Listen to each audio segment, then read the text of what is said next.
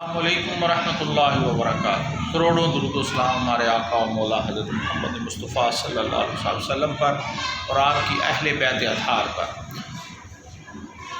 والدین کی عزت اور مقام اسلامی معاشرے میں اس قدر بلند ہے جس کا آج کل کی ہماری نوجوان نسل کو قطعاً ادراک نہیں۔ وہ اس قدر بے ادبی کے اندر داخل ہو چکے ہیں کہ ان کو یہ احساس ہی نہیں کہ ہم والدین سے کلام کر رہے ہیں یا کسی دوست سے کلام کر رہے ہیں۔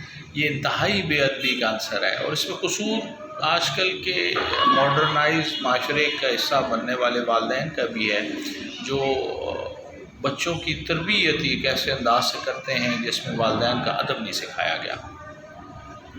حضور نبی پاک صلی اللہ علیہ وسلم صحابہ اکرام کے ساتھ تشریف فرما تھے، اور آقا کریم نے فرمایا کہ جس نے اپنے والدین کے چہرے کی طرف محبت سے نگاہ کی، مفہوم حدیث ہے کہ محبت سے نگاہ کی، اللہ تعالیٰ اس کو ایک مقبول حج کا ثواب عطا فرمائیں گے۔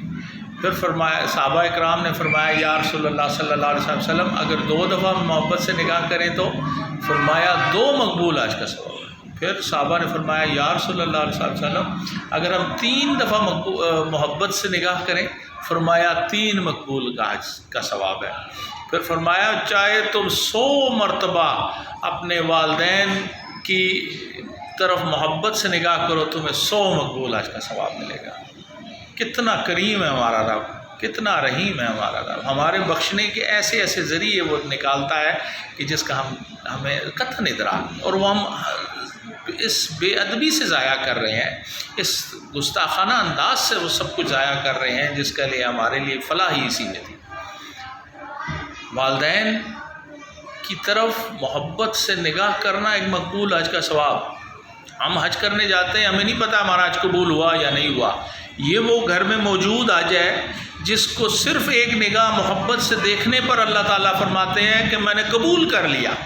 تم کرنے والے تو بنو، تم محبت سے اپنے ماں باپ کی طرف نگاہ کرنے والے تو بنو، میں تمہیں مقبول حج کا ثواب دیتا ہوں۔ کتنی بڑی سعادت جس کی ہمیں قطعاً ادراک نہیں۔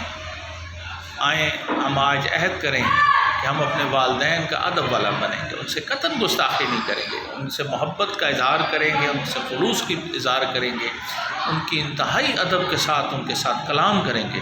اللہ تعالیٰ ہم سب کو دین اسلام کی سمجھ عطا فرمائے اور اپنے والدین کا ادب والا بنائے، ان کی گستاخی سے بچائے، ان کی بے ادبی سے بچائے۔ السلام علیکم ورحمۃ اللہ وبرکاتہ۔